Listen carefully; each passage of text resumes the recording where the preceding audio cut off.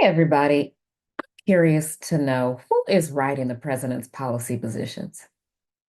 I ask this because one of the latest executive orders called Restoring Truth and Sanity to American History seems a little bit sketchy to me. And does he have any Black people on his policy team in the White House? Somebody DM me and let me know. Very, very curious. My name is Monica Maybank, and this is the Holy Politician Podcast. On this podcast, we discuss politics, policy, and culture through the lens of truth and holiness.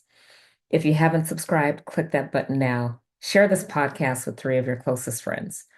So, one of the president's latest executive orders, restoring truth and sanity to American history, takes aim at the way American history is told through the Smithsonian Institution.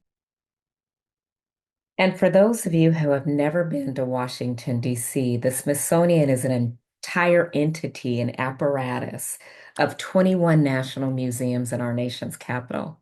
You've got the National Museum of Natural History, the National Air and Space Museum, the National Postal Museum, even if you're interested in things related to the Postal Service, the National Museum of American History, and one of my favorite museums. It's absolutely beautiful from head to toe.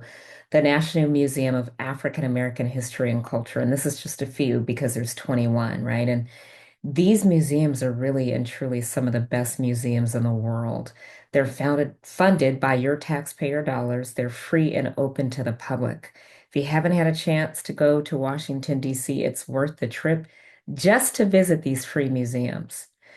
So, in this executive order, the Smithsonian Institution is targeted, and the administration argues that there has been a widespread effort to replace objective facts with a distorted ideology of American history across the Smithsonian. And so the executive order reads this, quote, once widely regarded or respected as a symbol of American excellence and a global icon of cultural achievement, the Smithsonian Institution has in recent years come under the influence of a divisive race-centered ideology. For example, the Smithsonian American Art Museum features, quote, The Shape of Power, Stories of Race in American Sculpture, an exhibit representing that societies, including the United States, have used race to establish and maintain systems of power, privilege, and disenfranchisement.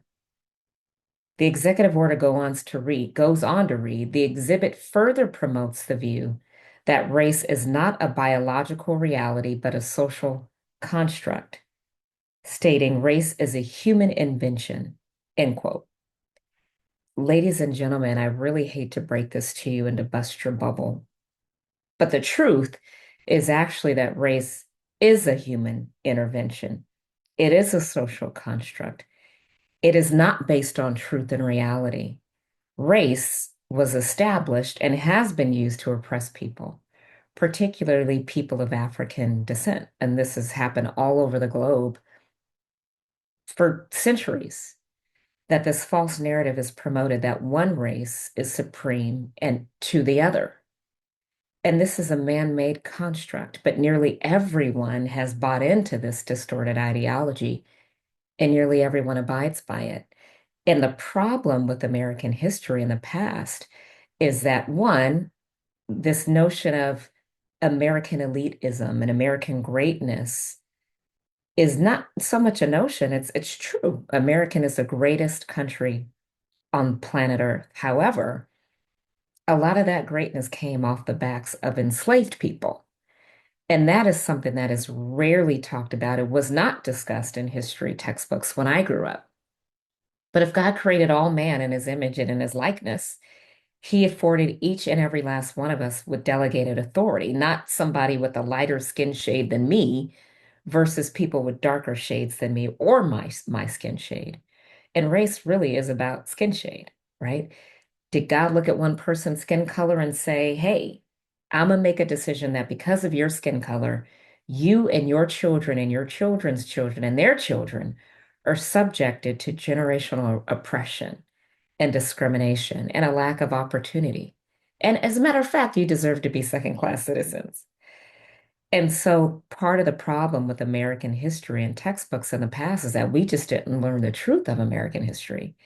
It was this notion that American is great, it's the greatest place on earth, which is true, but it has a muddied history. And this muddied history should be conveyed in a true fashion. And so the question then becomes, whose truth are we looking at? And this is for every debate in society right now, right? People that want to talk about transgenderism, it's whose truth are you looking to? Because right now, truth is so subjective. It's not as objective as it once was, or was it ever objective? The only standard for an objective truth is found in the gospel. We know this. We know that Jesus is truth. And we know that God created each and every one of us to look like him, to be like him, and to reflect his power and his purpose and his identity in the earth. But because sin entered the earth, so did subjugation, so did evil, so did depression, so was this notion of one group thinking that they were supreme to any other group and stripping them of their human rights and subjecting them to oppression, subjecting them to lower than second class citizenship and not even a full human identity, if you want to talk about how Blacks were considered three-fifths of a person. And so when we talk about a distorted truth or this executive order, whose truth are we looking at, right? And the reality is most people don't want to talk about race. I don't want to talk about race. If I never ever had to talk about race again, I wouldn't. And if God implores me to one day, I won't. But if we try and run from the truth, what good does that do for us or history? If we try and pretend that things never happen, right? People say, but the Holocaust never happened. Well, that's distorted reality. We know that it happened. There's evidence that it happened.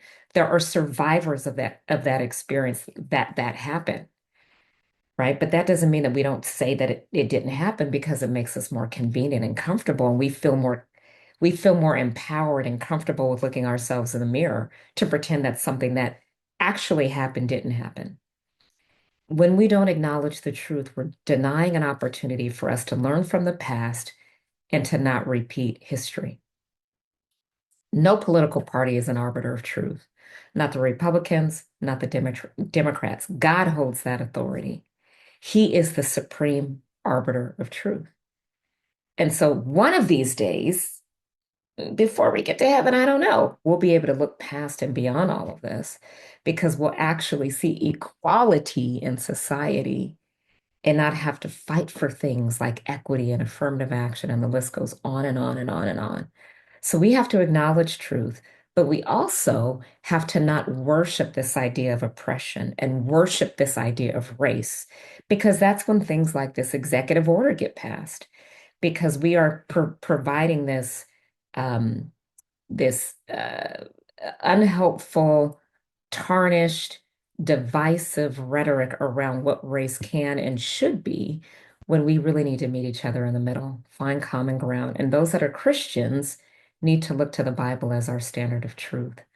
So I would encourage you to continue to stay apprised of the things that are happening out of this White House, but also look beyond that. There are some really interesting things that have been happening across the past several years in South Africa.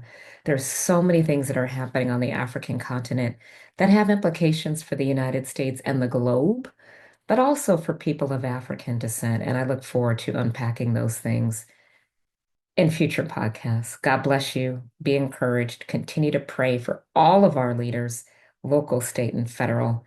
Continue to be a voice for truth in your community. God bless. Take care.